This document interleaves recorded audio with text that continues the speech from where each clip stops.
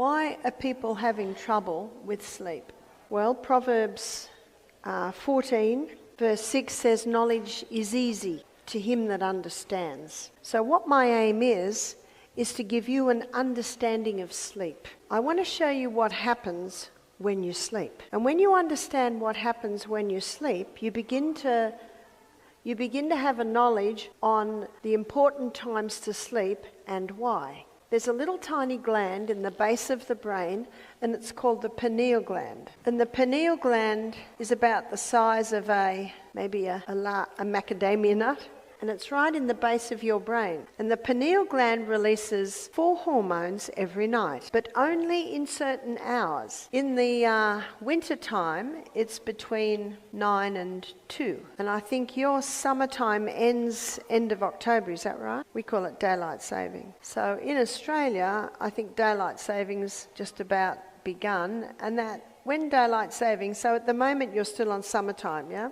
So at the moment it's between 10 p.m. and 3 a.m. Why only those times? It has much to do with the moons and the tides.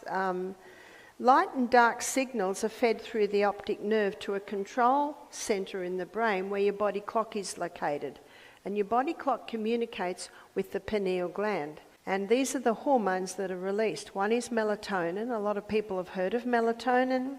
Some people that don't sleep very well take melatonin. Well, we naturally release melatonin in that time, and it's called the fix and rejuvenate nighttime hormone.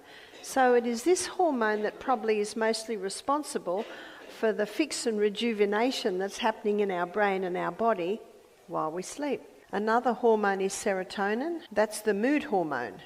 So if you want to feel good, go to bed early. What are the kids like if they have a late night? Not very happy. Either are the adults. Another hormone that's released in these hours from the pineal gland is arginine vasotocin. Those kids are having a ball out there somewhere, yeah?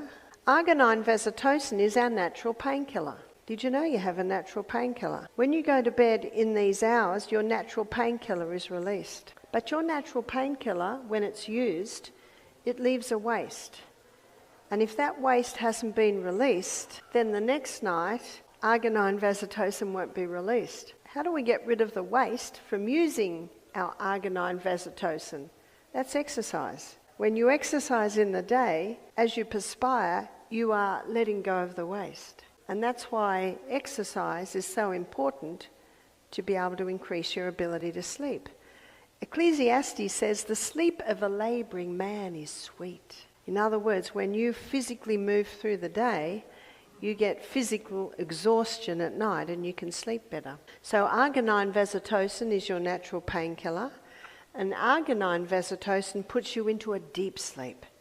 So the earlier you go to bed, the more likely you are to fall into a deep sleep. The other hormone that's released is epithalamin. And epithalamin is a hormone that increases learning capacity. God designed our brain to be learning new things right up until the day we die. Many people's brains deteriorate because they stop learning new things. We should ever learn new things. I love the story of the 90-year-old man who learnt to play the piano, and the 92-year-old man that graduated from law school. After hearing the lecture on renewing the mind, a 75-year-old man came up to me and he said, I recently put away my most difficult violin pieces. He said, I'm going home to get them out again. So epithalamin increases learning capacity. So to be able to understand and retain the new things that you're learning, we need to go to bed early. You ask any teacher, they can tell the children that had a late night because they just don't get it. They don't retain. And epithalamin slows down aging. Everyone over the age of 25 likes that one. So these are the hormones that are released in these hours every night.